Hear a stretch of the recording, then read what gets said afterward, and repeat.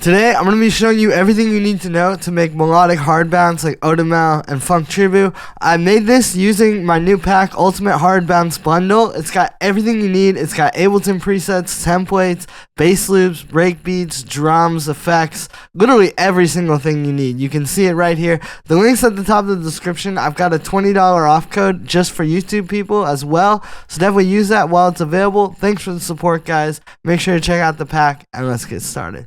Alright, we're up at 160 BPM. First thing we got here is our kick.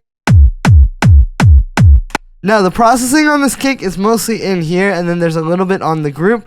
Mainly, I'm making it a little bit shorter. This is one of the kicks from the pack, and I pitched it up a tiny bit too. If you're having trouble getting your kick and bass to work, sometimes pitching it can make it work. You can see if I put this back at the original pitch,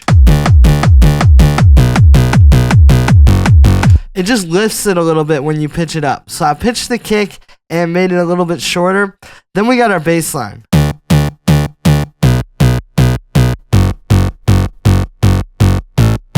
So this is the MIDI. It's from the Synth Loop Kit 1 inside of the pack here. And then, yeah, so you can see it's basically, we're in the key of F sharp minor, and we're going 6, 4, root 3. And this basically holds down the chord progression while the lead bounces around in this key, but it's like really the only chord progression in here if you get rid of it. Right, and I noticed that with a lot of these tracks where really the bass holds that down, and then obviously also the rhythm on the upbeats there. But the sound, this is one that I heard in a lot of the ODYMEL tracks, so I wanted to show you how to recreate it. So it starts with this synth patch. Again, this is from the synth loops in the pack. This is a saw wave with a bunch of pulse width modulation, and then this modern sweep wave table, which is an octave down. And you can see I've got a little bit of an amp on the filter frequency, plus we got this envelope 3 here on the pitch, which is really short, but it just adds some punch. Without it, with it. Then to really get that sound, there's this multi-band distortion rack. And yeah, this is how you get that really, really full kind of distorted bass like you hear in these tracks. We've got the highs, which you can see have this overdrive on them, and then the mids have this pedal. And then we keep the low end undistorted, and then you put it all together.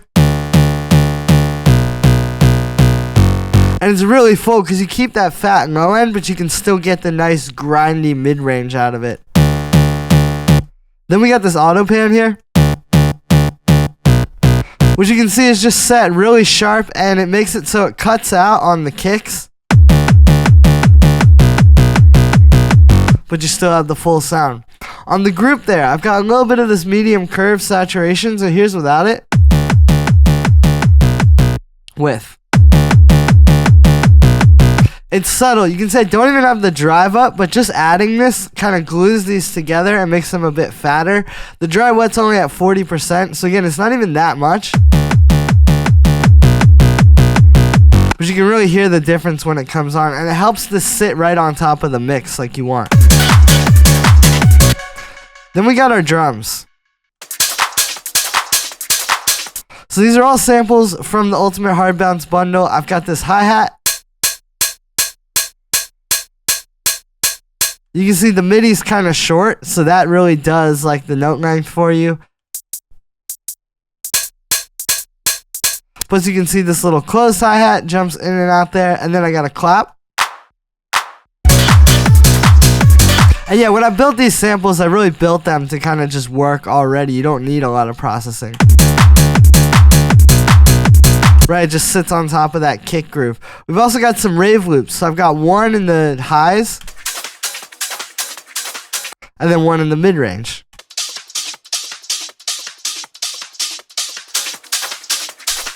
Right, you kind of put those together and it creates that one loop, and it really just fills in. You don't even necessarily need it.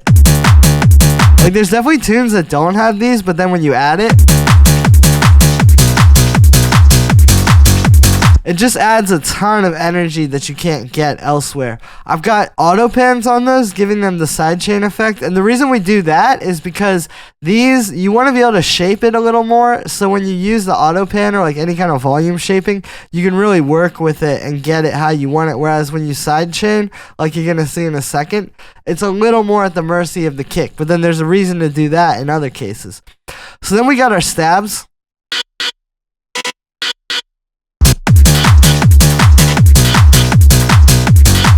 Right, so I've taken these two stabs from this pack here. And you can see I'm playing them really short. Like, that's the full stab on that one. And then on that one. But then by playing them really short, you get this kind of nice punchier texture. Right, and it's just a simple little riff that kind of plays in the same key as the synths, so you're all good there.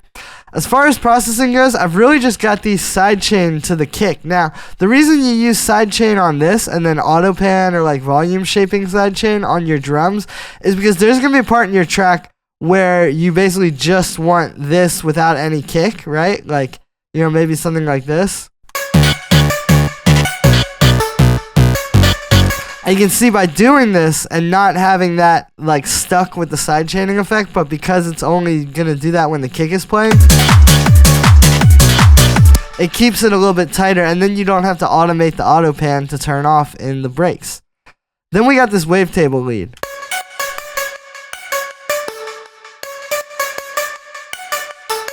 So once again, we're in the key of F sharp minor here, but you'll notice that we're kind of playing around with it. Like, it really is playing around a lot more with this 5th and 6th down here, and then jumping up to the root note. And then even that 3rd down there. So honestly, pretty much same voices as you saw in the bass, right? But it basically just creates this nice, repetitive, catchy hook that'll play perfectly with your chord progression. Now again, this is from the Synth Loops part of the Ultimate Hardbounce bundle pack. For the sound here, this preset is also in there. What it does is it starts like this. So what we're doing is some noise unison, pretty classic kind of trance lead, right? But we're using different wavetables to create it, so it gets something a little more creative than just that same old saw wave lead that we've heard so many times. We got this one. This like cis-8 comb, and then this one. Shrinking saws, so without any filter. You can hear these layered together really well and complement each other. We got a really short punchy amp envelope, and then we got envelope 2, which looks like this on the filter frequency. Which is a good way to add more punch to your lead. Like, you bring the filter down and then you add this to where it goes up so high that you don't even necessarily hear, like, you know, that would be more of a pluck, right? It's still like a lead open kind of sound, but it just has a bit more punch on it. And then also that same envelope is on the position of oscillator 1. And that's what's giving you that movement if you get rid of it. So then, yeah, the noise unison, if I turn that off, it really adds a lot of texture to the sound. It's a nice way to kind of beef up your sounds. Bit of delay on ping pong and reverb to give it some stereo width. And then we're just sidechaining to the kick. Again, so now when we go to the part where there's no kick, you don't have to be stuck with the sidechain.